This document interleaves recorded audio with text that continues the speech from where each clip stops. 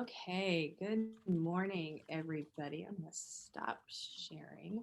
Um, so today we are talking about FOMO, or the fear of missing out. We're going to do a little check-in about what we were talking about last week in terms of goal setting and that sort of thing. But I just want to acknowledge, Virginia, what you put in the chat because you never heard the term before.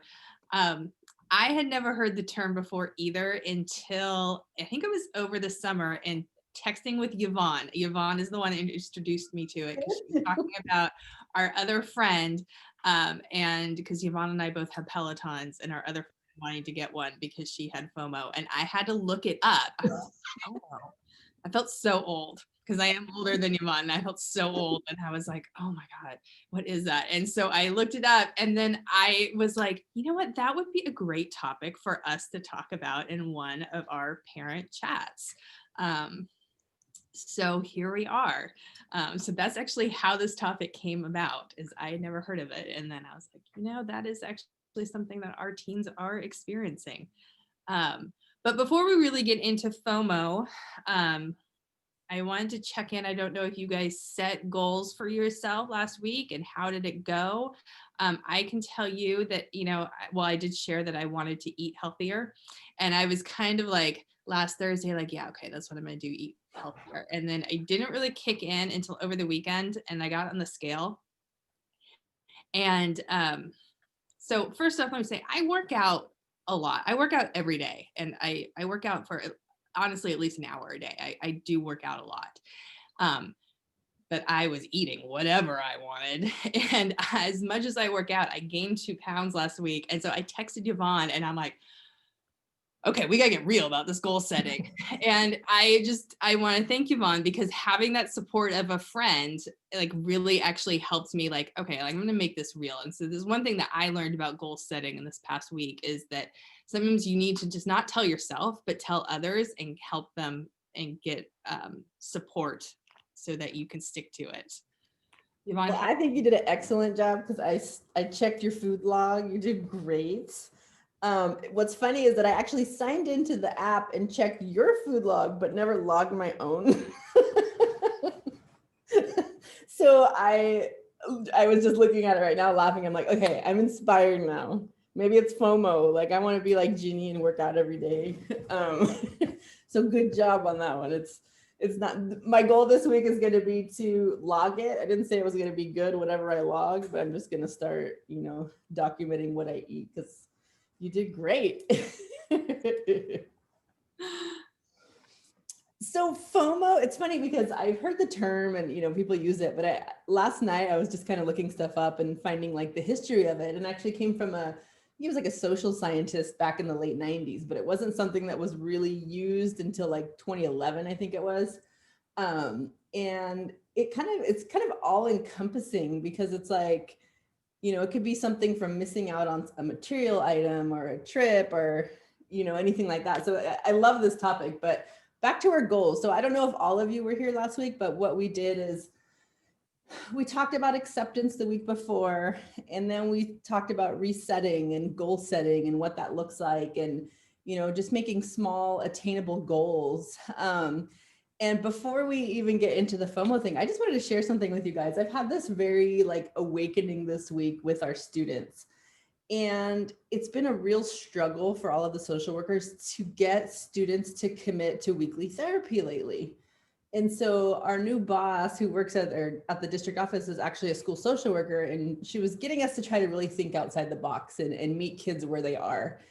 And so I just was like racking my brain. I'm like, these kids are not responding to me. Like, and so what I came up with is, I don't know if I don't think I sent it to parents. I think I just sent it to students, but I basically wanted kids to also do goal setting because it's so important to stay motivated, especially during a time where a lot of us are not feeling motivated. And so I sent this email out, and it was basically just asking students to set 3 goals a day. And if they wanted some accountability on it, that I would send them a daily reminder text. So I'm so used to students not responding right now that I just threw it out there. I was completely inundated. I felt like a teenager yesterday. I have like 75 students that I'm texting one time a day, which is like a lot of texting during my workday. But what it got me thinking about is these kids want to have goals, they want to have accountability, and I think they just kind of need a cheerleader. And I was trying to think, like, why are they so open to this but not open to therapy? And then that got me thinking about, there's so much stigma behind needing therapy, right? Like there's so much stigma about like saying that you need help. But what was really interesting in these texts that I'm getting from students, it's basically therapy, but they're not really seeing it that way. So I think that's why they're so open. And I have my Google chat up and I'm messaging all these students and they're telling me all these things, and I'm offering, I made this whole spreadsheet of all their goals and I check in with them every day. But it was so interesting to me that they don't know that it is therapeutic, right? They just see it as being a text. And I'm sharing that with you because like I said, it was so eye-opening to me of like, I've been trying so hard to reach them in a way that they're not reachable, right? It's just not their language anymore. And so I'm just sending that to like encourage you all. Like, I think our kids just really need somebody to be alongside of them, to just tell them that they're doing good things, to remind them to think about the positive things they've done. They're so hyper focused on the things that are negative. So I know that's a total like non sequitur to what we're talking about, but I just wanted to share that with you guys because it was so powerful for me this week to see that and to be able to step in that new way that I didn't even know was a thing.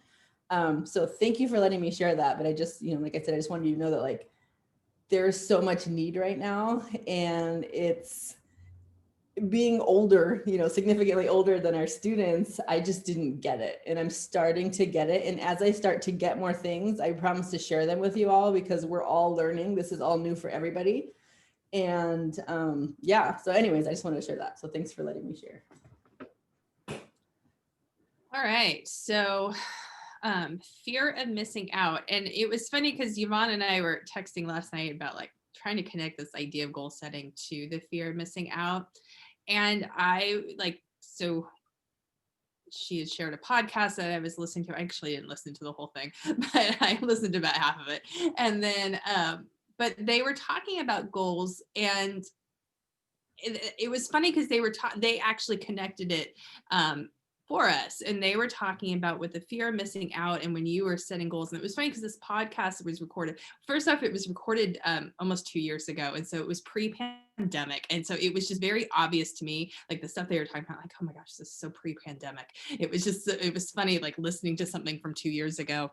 Did you find yourself, because there are a couple, did you find yourself going like, oh my God, you're not going to care about that? Because they're like, I wonder what's going to happen in 2020. And I was like, almost like a scary movie. I'm like, they don't know what's coming. I know, it was very much like, oh God, you don't like, like you're from the future and you're like, oh no. But it was recorded in the beginning of January. And so it was, very like New Year's resolution type focus that they were talking about this.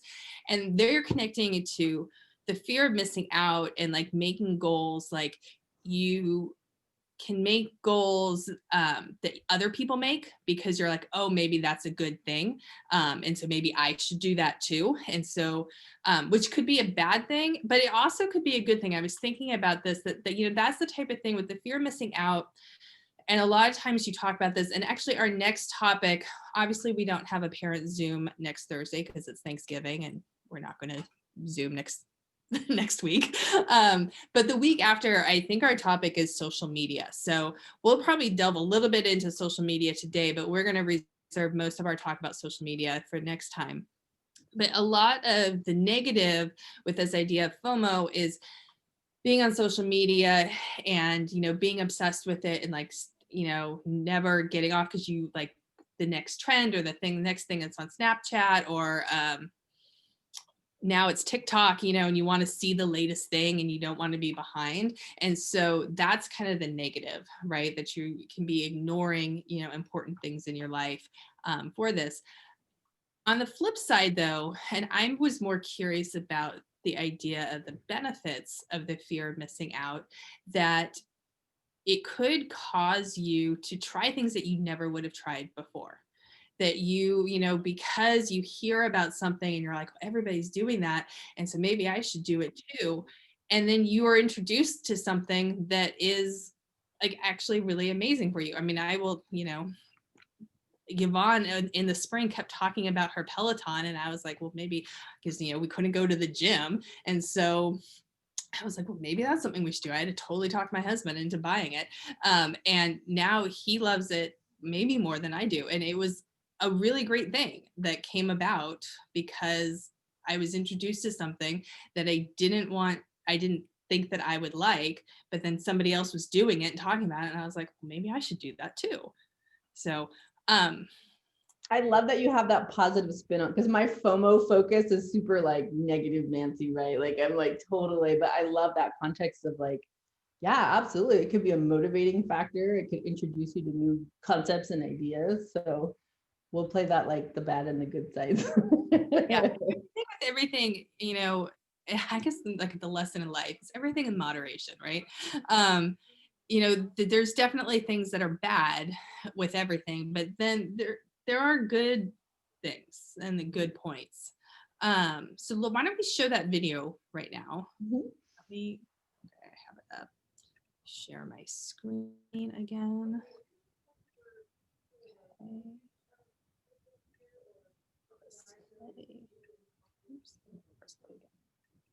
We're continually being bombarded with suggestions about what we might do. Go jet skiing, study in Colorado, visit the Maldives, or set up a tech company out west.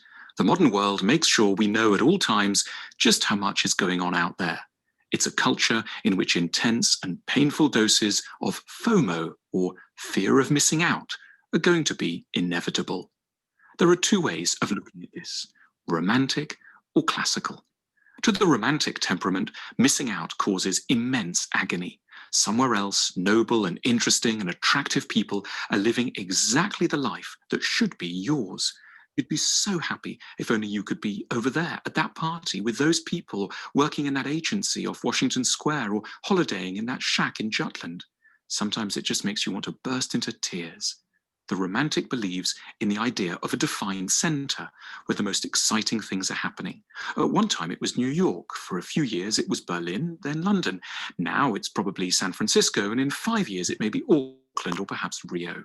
For the romantic, humanity is divided into a large group of the mediocre and a tribe of the elect: artists, entrepreneurs, the edgy part of the fashion world, and the people doing creative things with tech. As a romantic, it's exhausting inside your soul. Your mother sometimes drives you nuts. Her life is utterly dull. How can she accept it? Why isn't she itching to move to the Bay Area? She's always suggesting you take a job in Birmingham or inviting you on a walking holiday in the Lake District. Sometimes you're quite rude to her. You avoid certain people like the plague: that shy friend from school who struggles with their weight, the flatmate who's a telecoms engineer and wants to go into local politics. Being around individuals who are so unglamorous and lacking in ambition can feel pretty fatal. For their part, classically minded people acknowledge that there are, of course, some genuinely marvelous things going on in the world, but they doubt that the obvious signs of glamour are a good guide to finding them. The best novel in the world, they like to think, is probably not currently winning prizes or storming up the bestseller lists. It may be being written at this moment by an arthritic woman living in the otherwise unremarkable Latvian town of Liepāja. Classical people are intensely aware that good qualities coexist with some extremely ordinary ones. Everything is rather jumbled up. Lamentable taste in jumpers is compatible with extraordinary insight. Academic qualifications can give no indication of true intelligence. Famous people can be dull. Obscure ones can be remarkable. At a perfect launch party, drinking sandalwood cocktails at the coolest bar in the world, you could be feeling sad and anxious. You might have the deepest conversations of your life with your aunt, even though she likes watching snooker on television and has stopped dyeing her hair. The classical temperament also fears missing out, but it has a rather different list of things that they're afraid of not enjoying. Getting to truly know one's parents, learning to cope well with being alone, appreciating the consoling power of trees and clouds, discovering what their favorite pieces of music really mean to them, chatting to a 7-year-old child. As these wise souls know, one can indeed miss out on such extremely important things if one's always rushing out a little too intently to find excitement elsewhere, heading off in haste to that stylish bar with a see-through elevator packed with some of the city's top creatives.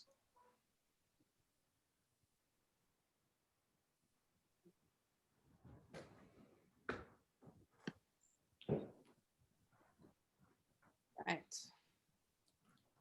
So I was looking up FOMO, and a lot of the definitions of it come with the term social anxiety, like feeling anxious about, the missing out. And I hesitated to share this story because it's so dumb when I replay it in my head. But, as I shared last week, we've been in quarantine. Today's our 13th day. We have one more day. And what's funny is prior to my quarantine, I really didn't do anything anyways. I went to Target or I went to Home Goods or whatever. And just the county tracer calling me and, reminding me, he's called me 3 times already to not go anywhere, made me feel stuck. And it made me feel like there's so many wonderful things going on, even though I wasn't really doing them anyways. It's just the mindset. So it was like, FOMO was such a mindset. And I think it's just made me being stuck at home has made me feel like there's so many things that are happening outside that I'm missing out on. And so with FOMO, it's about, missing out on the actual activity, but it's also the fear of missing out on an experience or something that somebody else has, or a comparison of sorts. So I don't know if we have any 49er fans here, but one of our players is George Kittle. And he is married to the most beautiful woman. She's an athlete and she's perfect. And I follow her on Instagram. So in the midst of my quarantine, I'm following her and she buys this bronzer. And, she's got a video, she's putting it on, and her life is fabulous. And I don't know what happened, but it got stuck in my head that I need this bronzer. But I can't leave my house to go to the store because I'm in quarantine. So I've got this, dilemma. And it was so dumb. In hindsight, I ended up calling the department store, asking if they have curbside pickup. I bought the stupid bronzer. I picked it up. She put it in my trunk. And it obviously hasn't made me a happier person, but it was so bizarre. I think it was because I was so fixated on what I didn't have in that moment that it became such a fixation for me. And I ended up buying it. And then I thought, and it was funny because I was thinking about it this morning. And then I went on my Instagram and she's wearing this bracelet that I would have to sell my children and my soul for, to get, right? And I'm like, I need to unfollow this person because I already have bronzers. I have jewelry. It was just making me feel so inferior in a way. And instead of looking at things on social media to be motivating for me, it was just making me feel gosh, why do I care, first of all? And then, of course, that led me to think about our teenagers. And it's what are they seeing? What are they experiencing? And how is this for them? If me, a educated 42-year-old woman, can fall into that trap of feeling inferior because somebody has something else that I don't, and I have the capacity to really discern things, and I still kind of fell into that. So what does that look like for our teenagers? And do you guys have any experiences where, your kids are maybe missing out or they feel like they're missing out? And how do those conversations go? I know somebody, because Irene, she told the story about, I don't know if you're comfortable sharing, but I think that's perfect because it's it doesn't feel like a big deal to us as a parent, but as a kid, we have to validate their feelings in it, but also guide them to be able to move forward from it. So I don't know if anybody has any stories to share or experiences with their own kids of them feeling so, strongly about what they're missing out on or what they need or what would make their life better. Ginny, it's probably different for us because I know I don't have a daughter, so I don't know if that's a thing. But for me, my kids aren't very social. They're the opposite of FOMO. They don't want to do anything. I want them to have some FOMO because they're just kind of little homebodies right now. So I would love to hear from people who have kids who actually do things and want to experience more. It's funny you ask, and I think for me, it's maybe because that is why I gravitate towards the positive of FOMO as opposed to the negative. Because as I've shared, my daughter has been suffering from depression. And so when she wants to go out and do something and she's excited about something, I'm like, yay, awesome. Because that's like when she's in a good place. Because otherwise she's like, no, I don't care about anything. I don't want to do anything. I don't want to leave my bedroom. I don't, And so I do tend to see the positive in it, especially right now, because we are stuck at home and it is so easy to, and as we've all noticed with our kids, like they are depressed, they are struggling through this. And even us as the adults, like it can be very draining. It can be very like, and I'm naturally an introverted person. I don't like to go out and do a bunch of stuff and like have a bunch of social activities. Like that's actually in my normal like pre-pandemic life, that's like awful to me. I hate that. And so, but now like I can see the benefit, like, wow, actually having an activity like that sounds like a great thing. So I don't know if any parents want to share what they've been experiencing with this.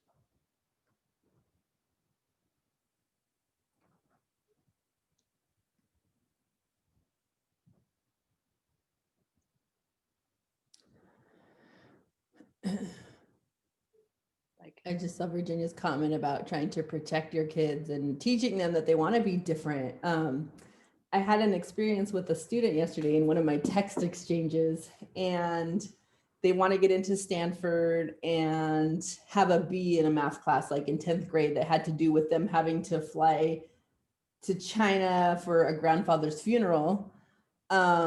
And so I said, well, did you write that in your letters or whatever? And he's like, no, that's whiny. And so we kind of went back and forth about it. And I said, people are drawn to realness and vulnerability and humanity, like, and so, what Virginia, we said about being different, like, why do we see different sometimes as being bad or boring? Why do we see different as being something that we don't want to be? So I love that you were, how do they respond to that? Like when you're encouraging them to do the opposite of what other people are doing, like, do they follow that? Do they get it? Like, what's that experience been? Good morning.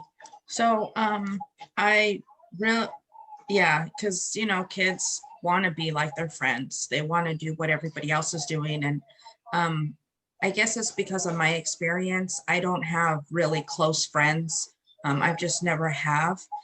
So like with my boys, I just really have to explain to them, look, this is why I'm telling you, like, you don't want to try to, yeah, it's cool to have like what's in right now, but you don't want to try too hard to try to fit in. You don't need to do that.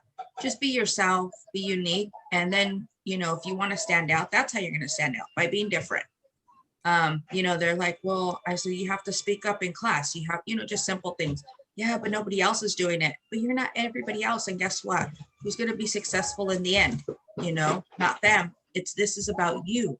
You need to focus on you and do what's good and what's best for you. And they're pretty understanding. I mean, it may take a little bit. And then, but what I try to do is once they do say, whatever, like say, whatever happens successfully, then I'll praise them. I'll really praise them. And I'll be like, see, this is why I told you to do that. And, they're pretty good about it. And it's to the point where even my 14-year-old too much doesn't talk about like, oh man, they're going here, they're doing this, because I try to do stuff with them as well, or I'll explain to them, well, look, this is what's going on over here. We don't have that kind of time or money or whatever the situation is, but we'll do something else. So I just try to be really open with them and explain to them, I don't want to be that parent where it's just, I said no just because I'm your mom and I could say no, and it's no. I really go into explanations on why. Oh, I think that's great. I was kind of wondering, like, what's the opposite of FOMO? Like, what does that look like? And it got me thinking about, I think a lot of times people, and teenagers especially, they want to live out the expectations of other people, right? Like how many of the things that kids have on their to-do list are things that they're truly passionate about, or they're truly things that are deepening their own life experience? And how many of them are because they see other students achieving those goals, or they see other students having those experiences? And I think kind of the opposite, I don't know if it's the opposite of FOMO, but what I think of people who, kind of fall into that trap is overcommitment. Like I think, you feel like, okay, my friend's taking this AP class and doing tennis and doing all these things, and I need to do that too. And when you fall into that, it's like, then you're overcommitted. You're focused on the quality and not the quantity of the things that you're engaged in. And I think that's the biggest danger that I see with the teenagers is like, do you really need to be involved in all of those things? Are they things that you actually want to do? Did you have something, Jenny? Funny you say that I read one of the articles I read last night about this. It did have an opposite of FOMO, and they called it JOMO, and that's the joy of missing out. And it's the idea that like, and that power within yourself of saying no. Like, I don't want to do that. I don't have to commit to everything, and I can say no. Like, if my friends are all going to this party, or if they're older, and like going, the article I read was written by people in their 20s. And so they were talking about going to a club or something like that. I just don't want to do that. I want to stay home in my pajamas and watch a movie. And the joy of like getting to that place where you like can say that. And I think that's actually something that's, as parents with our teenagers, is teaching them to know themselves. Mm-hmm. And so when they see or hear about something that sounds like something that they would be interested in, that sounds cool, that maybe they want to try, that's the benefit. But then also having that self-discovery within themselves, that where they can say no. Like, yeah, everybody's doing that, but that doesn't sound fun to me. I don't want to do that.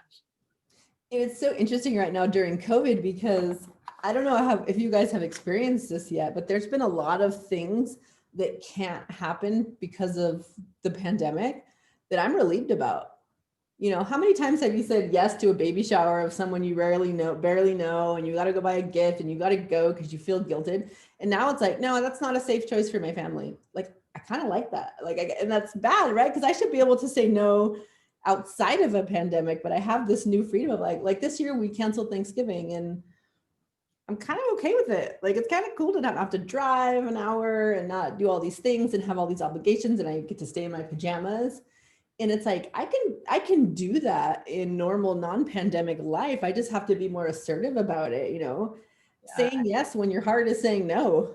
Like, how many, I'd love to hear experiences of people who are like, oh, thank God that there's a pandemic right now and I don't have to go to so-and-so's house. Well, I was talking to somebody recently that's a fellow season ticket holder for the 49ers. And he was saying that like in the beginning of the season, he was super bummed about not going to the games. And now he's like, now I'm all right with it.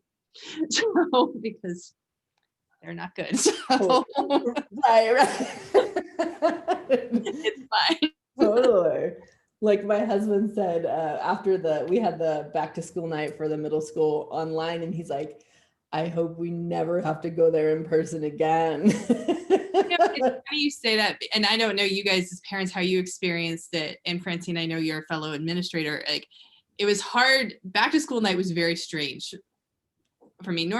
Since I became an administrator, back to school night's always been sort of strange. I feel like a back to school night, normally I'm just wandering around the school, pointing people where to go. Like ever since I stopped being a teacher, it's like not like I'm not on that night. But experiencing as a parent, I actually had that experience where, we're on Zoom and we're listening to the teachers, and I turned to my husband at one point. I'm like, I love this because usually we have to wait till after to talk about the teachers and say what we really think. And now we're just gonna be muted and just be like, well, that person's crazy. So, honestly, there's some things that I'm like, this is pretty great. And it was fun too to have that experience of like, my kid has to watch this teacher for an hour twice a week, or an hour and a half twice a week. Like, no wonder he wants to stab his eyes out or whatever, right? And you could talk about that during that. But that is one of those things that like, I don't know, maybe that's not a horrible thing, but I've saved money this year. I don't have to go to dinners that I really didn't feel like going to. Sometimes the monthly girls' night or whatever is like, I'm tired, I just want to stay home, and I get to do that. I think it's going to be really hard for me to get motivated to enter the social scene again. But it would be nice to be able to choose, like, which of these things do I want to reincorporate for myself? And as the year progresses, I don't know that there's that many of them that I'm probably going to become like a total recluse, but I think this is perfect. But yeah, so this is like just a list of like questions that like you might have FOMO if you've experienced the following. And the first one was saying yes when your heart says no all the time. The next one is scrolling endlessly through social media, constantly checking your phone. I think that was one of my goals last week too, was less screen time. And it was funny because I looked at my phone record from before I had to go into quarantine, and I was averaging about 3 to 4 hours a day. Well, I just looked at the last 12 days. I'm averaging 9.5 hours of screen time a day. That's disgusting. Like, I cannot, like, I'm going to lock my phone in the safe. And I think it had a lot to do with that FOMO. Like, what's everybody doing? Because I can't do anything. The next one is sleeping less. I don't know if you've ever been laying in bed with your phone, which you shouldn't do. And just feeling like, I'm like, I'll wake up the next day and be like, why at 2 a.m. did new cabinets for the kitchen feel so important that I prioritize that over a good night of sleep, right? So that's FOMO for me. Compromising self-care practices, rushing through things, choosing convenience over quality. And the last one is wasting time feeling bad about what you missed or exhausted for attempting to do everything. So I don't know if you guys have experienced any of those, but that's a telltale sign that you have been experiencing FOMO. And same goes with our kids. If you don't know if you've had these conversations of like, we can't do the things we normally did, but are you feeling satisfied and content with where you are right now? Or are you feeling like there's a need to do more, or to have more, or to see more? Yeah, I think there's always a need to, or I think there is always a need to do more, especially when it comes to social media, because it is something that it kind of like takes over. It's taking over everyone's lives. And so I think, in terms of dealing with the whole notion of FOMO, it's important, and Virginia, she touched on it, to have conversations with your students. Of course, a lot of times they don't necessarily want to hear from you, but it's all about timing too, right? It's all about having the conversations when you have their ear, because they're more inclined to really take you more seriously and to hear exactly what it is that you're saying. And I try to do the same thing with my girls. And it's very hard because, again, this is kind of like their generation. They sleep with the phone. I mean, you can say, okay, everybody, I want the phones in my room, but how long is it before the phones go right back into their rooms? And so I think it's just, again, trying to find those moments where you can have those genuine conversations and talk about what is happening, and kind of hope for the best from there. Yeah, I think that and Yvonne, you touched on this when you're talking about like once this is over and we start reintroducing social things into our life. And I think now it's interesting because especially with the recent news about vaccines, I feel like a lot of us are starting to kind of see the light at the end of the tunnel type, like, okay, there is going to be a point where this is going to end and we're going to return to normal lives. And just like you were saying, like, what am I going to reintroduce? Those are important conversations to have with your kids, especially if you have a kid that was like one of those kids that's like hyper, like 15 clubs and doing all the sports and all of the activities, and they are just like maxed out where they aren't ever getting any sleep because they have so much going on. And talking to them about what are we going to reintroduce, and finding that like picking the ones that like there's genuine joy in, and letting go of the ones that they felt like they had to just say yes to because they just for whatever reason felt like they had to say yes, and that it's okay to let that go and not bring that back. Virginia, I see you have your hand up. Yes, I agree with Francine as well. I believe it's super important to keep it real with the kids, especially with social media, because a lot of people post like, things that look beautiful or super fun, and it's really not. And that's sometimes what I try to point out to my kids, like, look at how beautiful this, scene looks. But does that place really look like that? No, they just pick that one good moment, and make it look like, oh my gosh, this is the best place. I should go here. I should do this, and I try to really keep it real with them, or tell them like, look at these kids went to a party and then this is what happened. Like, was you think that was worth it? Like, so keeping it real, I think, is just super important, because social media can really make us believe a lot of things. It's not facts, not real, not true. And these are You made me think of that picture. I don't know if you've ever seen this, but like the view from like the hillsides in Santorini, and it's like blue, and there's like the white buildings and houses or whatever. And then they show a picture of the person who took that picture, and there's just like hundreds of people in line to take that photo, and it's not the same experience as what you are looking at online. And I think that's very true in a lot of things. They're like so glamorous and so awesome, but the reality of it is not, what you might hope that it would be. Yeah, and that, again, that's why it's so important to have those authentic conversations, because we know that a lot of times when we see these perfect pictures, that's what people are aspiring to be. That's what they're aspiring to experience long term. But oftentimes it's a cover up of how they're really feeling on the inside. We know a lot of folks that are always flashing all these lavish trips.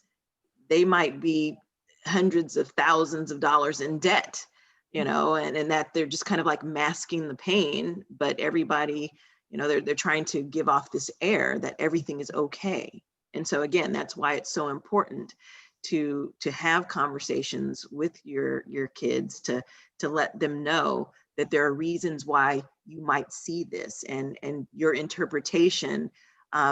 You don't want your interpretation to be skewed because of how someone is presenting it to you. Is it Shikui? Am I saying that right? All right. You have your hand up. I think you're on mute though. Oh, I'm sorry.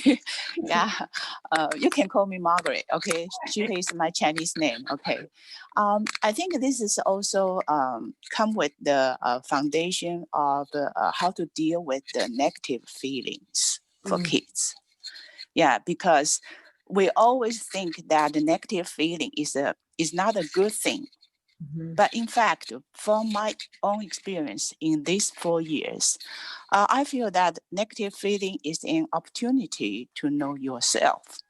So we should encourage the kids to go through the process of the negative feelings instead of interrupt the negative feelings, because the negative feelings most of the time related to the past of our experiences.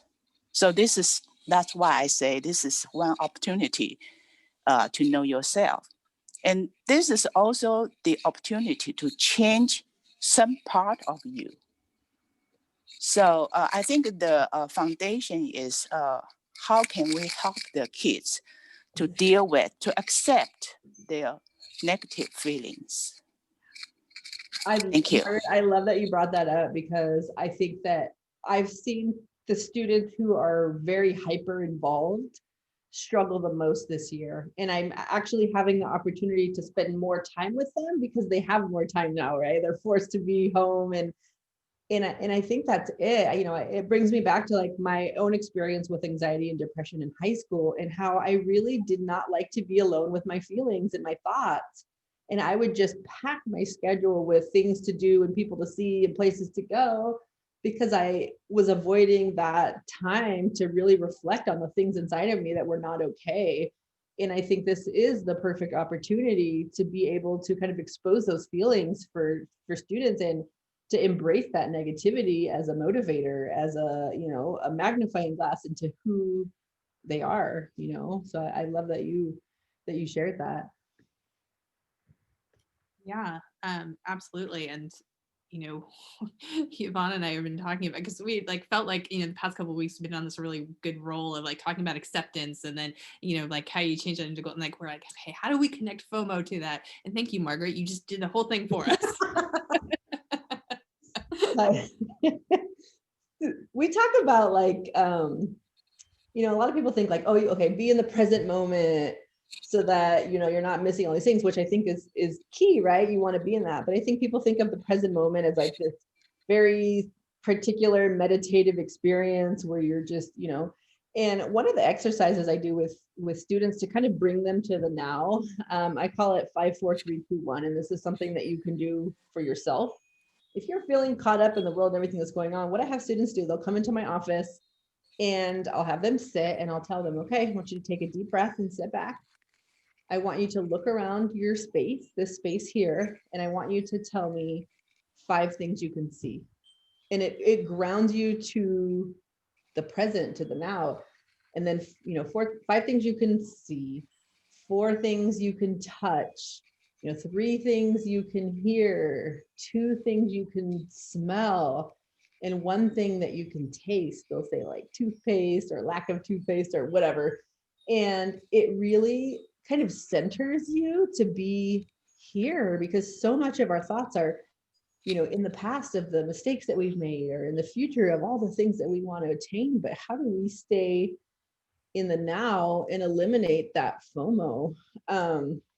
So, you know, one of them is you stop acting like everything's an emergency. We're living in this like reactionary state where everything feels so like, we got to do this and we got to get it done and we got to check it off, that oftentimes we miss the experience of the things that we do. Like I literally yesterday, I'm like, okay, I have to play a board game with the kids because they've been asking me. And I went into it with the mentality of like, Monopoly, check. I hate board games, right? And I'm like, I missed out on, sorry, my dog just left. I miss out on those experiences because I'm treating it like a to-do list rather than a time to connect with other people, you know?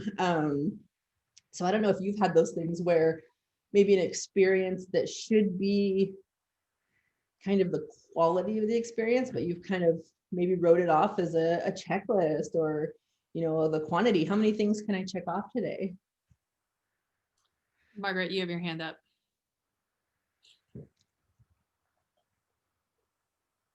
You're Can I hear you, Margaret?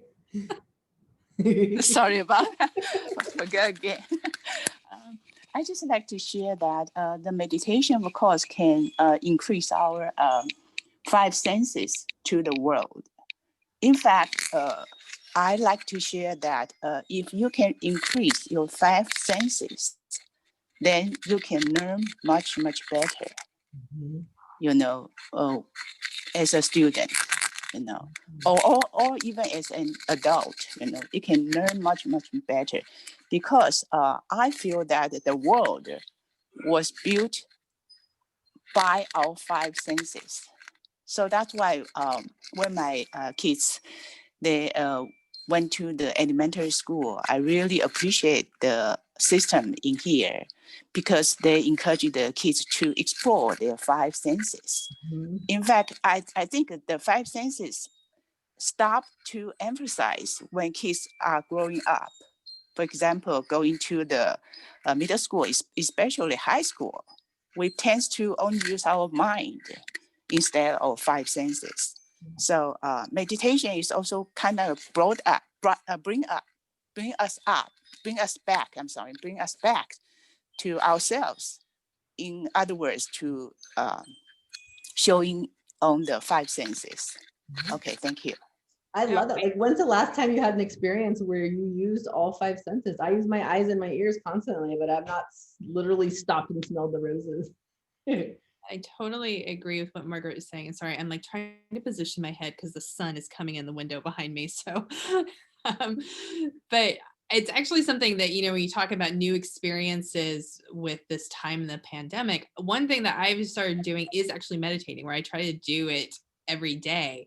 Again, it's due to getting the Peloton, because the Peloton has like all these great classes. It's not just being on the bike, but they have like meditation classes at 10 minutes. And it has helped me so much with just kind of staying calm and like staying like focused and like not panicking about, the world that we're in, and just, because stuff like we've talked about, this is a really hard time. Like we're all still working and doing, trying to keep our lives going. Our kids are at home and they're not doing the work that they're supposed to be doing. And so you have to yell at them to get them to do their work. And I've had to relearn how to multiply and divide and add and subtract fractions, which I honestly never thought like I was going to have to do again in my life. And now I'm having to do it again, and I'm not happy about it.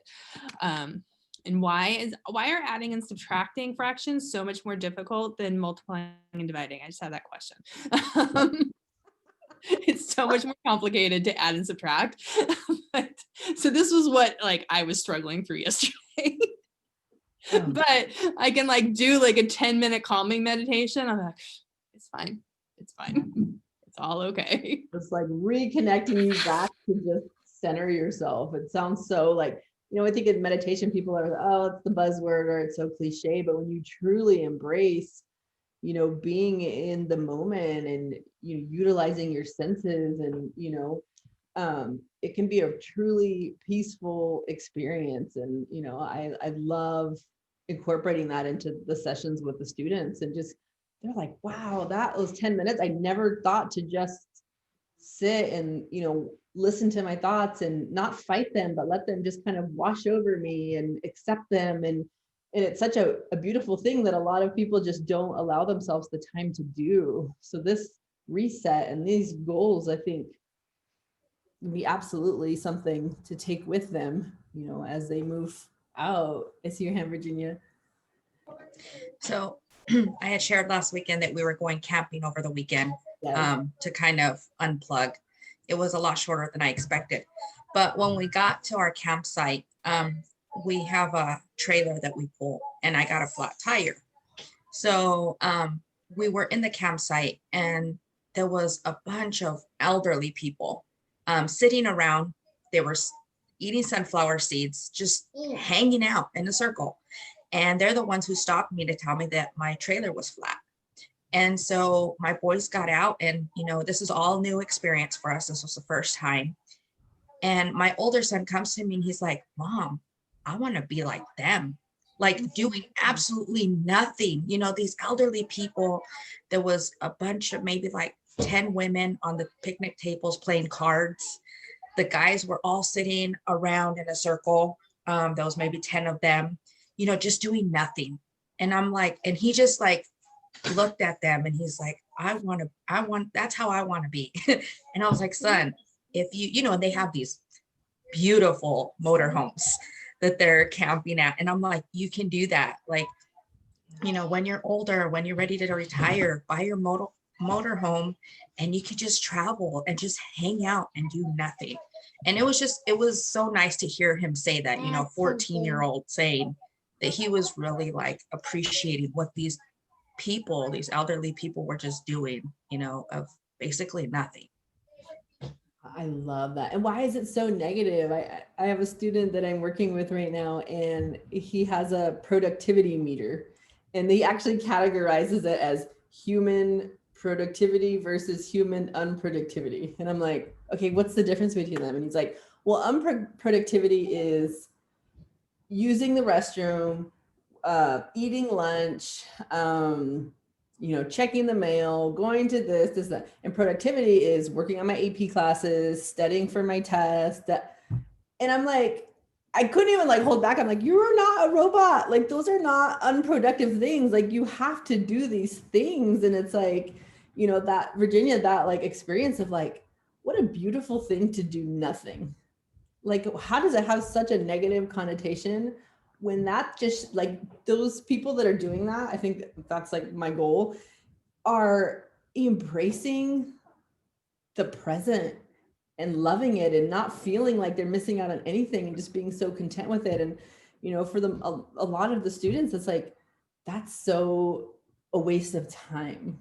time. And where does that mentality come from? And how, as parents, do we shift them from thinking of it as being unproductive to being content with who you are and where you are, right? Like, how do we shift that mindset? Yeah, I think that's a cultural shift that has to be something that's cultivated by everyone that student is around. So it has to be a shift that is embraced or redefined by the parents, by the school, by that student social circle. So I think, that's why I say it's a cultural shift. And as we all know, cultural shifts are more difficult to do because they do take a lot of time and patience. But I mean, the conversations have to be started somewhere. So, I think in order to start to move in that direction, you have to start having, again, these conversations in their student circles, in their classroom circles, in advisory, at home, just wherever those touch points are. You're right, because if we have one student who's trying to feel okay about quote unquote doing nothing, and the rest of the community is still, fighting to take all the AP classes that are available and do all these things, it doesn't work. So it is going to be a huge cultural shift. And how do we, show them that is something beneficial for them? That's, I don't know. That's tough. Margaret, you have your hand up. You got to unmute yourself though.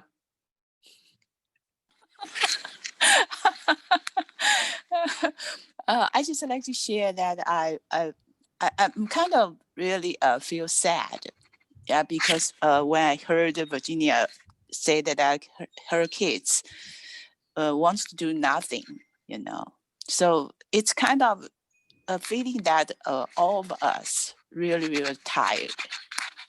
This I like to share. Yeah. And I actually think that's a good note for us to end on today, because I do think that we are all tired. And I just wrote a little note to myself, based on like what Francine was saying, like in that community of like encouraging this, and like I need to like formulate what I'm gonna in my email to students this weekend and say something about that we've got this time off coming up with Thanksgiving break, and like incorporating some do nothing in that we all are really, really tired. And like, this is a chance, we've got some days off to get some rest, to relax, to reset ourselves. And so I want all of that for all of you guys. I hope that you are able to do that over the next week, and take some time and get some rest.